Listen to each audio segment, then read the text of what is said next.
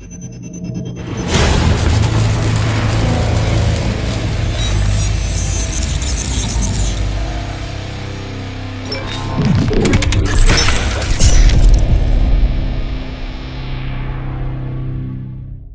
guys, I'm Devon Harris, and this is the third of 3 videos I want to share with you, just giving you some positive support. I want to share some positive thoughts with you and offer you some encouragement as we all work to get through this challenging time.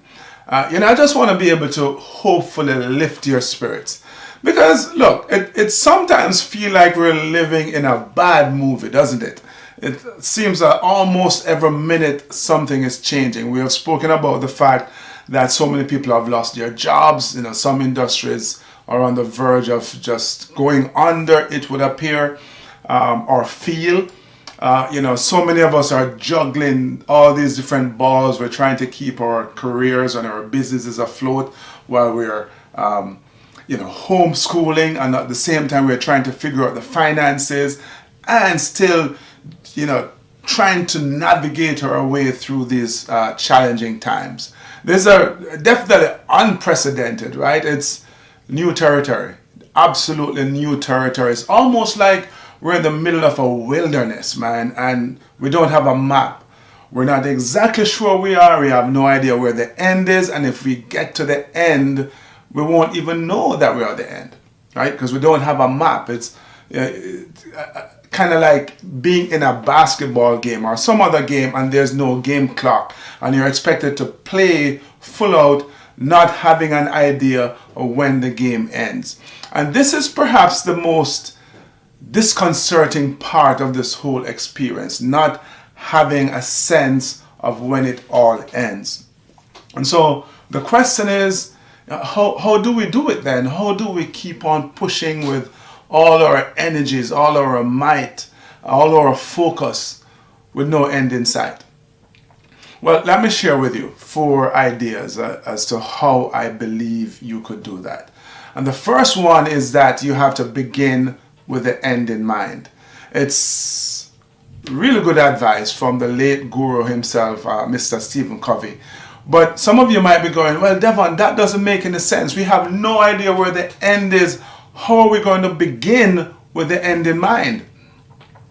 Well, look, you have to know, you have to believe that somehow or another, sooner or later, hopefully sooner rather than later, we are going to get to the other end of this crisis. We will get to the other end of the crisis. And so the question now becomes, when we all get to the other end, what would that look like for you?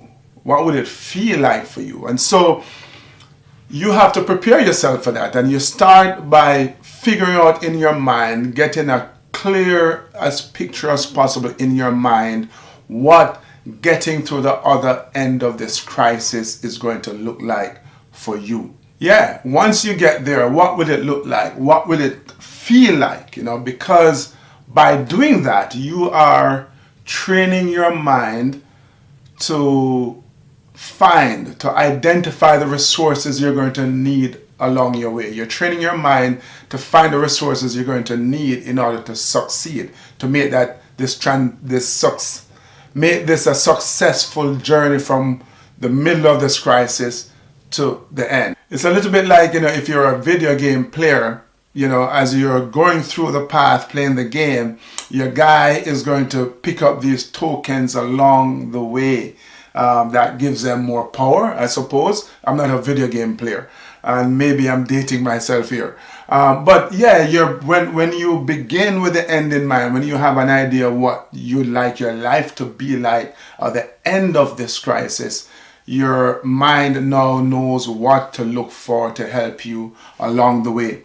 But it also creates this inner motivation, this inner drive that gives you the power to strive, to keep on going, although you're not quite sure where the end is. It's a little bit like, in the middle of the ocean, and you know that the shoreline is somewhere over there, but because you have a picture in your mind of what's going to be like when you get to that shoreline, you find the energy to keep on rowing, to keep on going, as difficult and as frustrating and as tedious as that could be. The second thing that you can do to help you to stay focused even when the end is not in sight is to be grateful.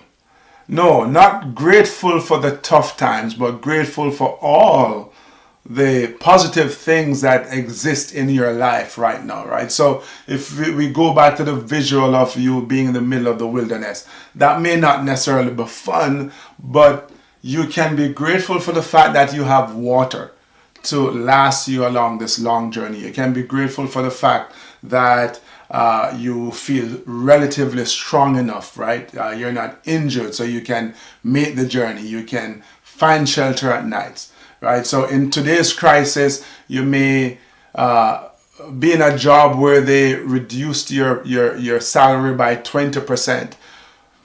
It's not ideal, but you can be grateful for the fact that you still have a job. You still have the wherewithal to take care of your responsibilities.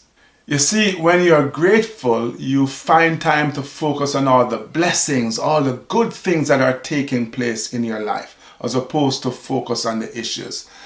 If you think about it, in the grand scheme of things, there are more good things that are happening in your life. There are more things that are going right in your life than there are things that are working against you and are going wrong. And so it's really important to be grateful because it transforms your challenges into opportunities. So that's number 2, be grateful. The third thing that I believe you should think about as you work to keep on pushing even when there's no end in sight is to reevaluate your life. So earlier we spoke about the fact that crisis is really preparation for the challenges, the crises that are yet to come. And I believe they are. They provide a wonderful opportunity for us to take a time out and start thinking more introspectively, more deeply about our lives, and start looking at the meaning that we have attached to many of the things in our lives. And so it's really a time to start looking and asking, hey, the goals that I've been pursuing, are they really worthwhile?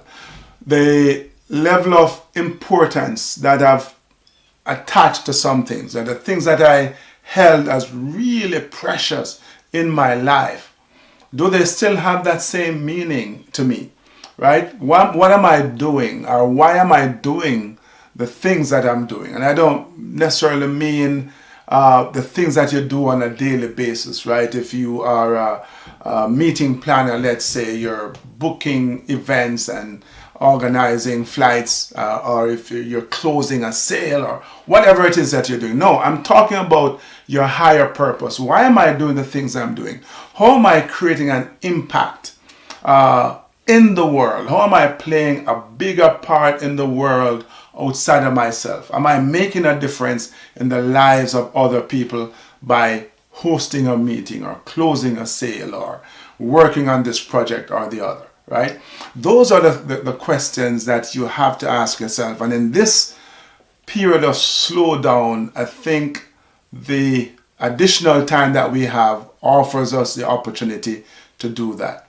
So that's number 3, reevaluate your life. And number 4, you have to be persistent, right? You have to find a way to, keep on pushing. You have to find a way to keep going. As I said earlier, it could be tedious, might be frustrating, but really, what other choice do you have? If you're in the middle of the wilderness, if you're in the middle of the ocean and you know the shoreline is over there somewhere, what other choice do you have but to keep going, right? I think when you're able to keep that image in your mind of what the shoreline looks like, right? When you're able to keep that image in your mind of what the end will look like for you, that's going to give you the impetus to keep on going, to keep rowing one stroke, one row after another. If you're in the middle of the wilderness, to take one step after another, right? It's believing, man, that somewhere or another, look, My business will come back. My industry will come back.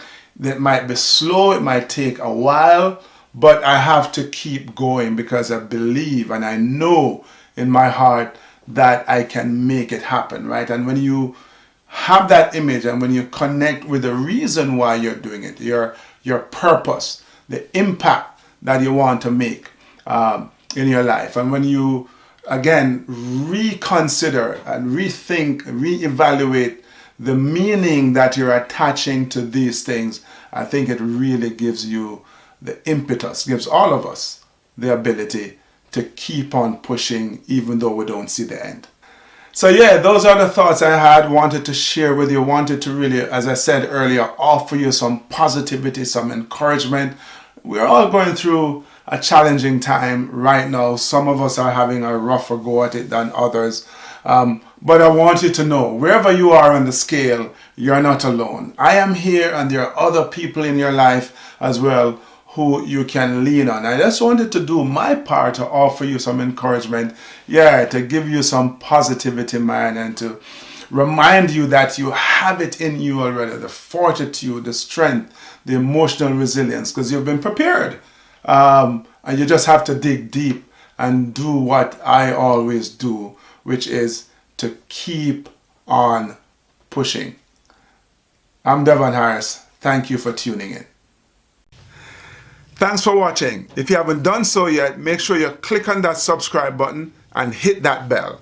You'll get a notification every time we post a new video. And don't forget, share it with your friends, man. They want to be inspired as well, right?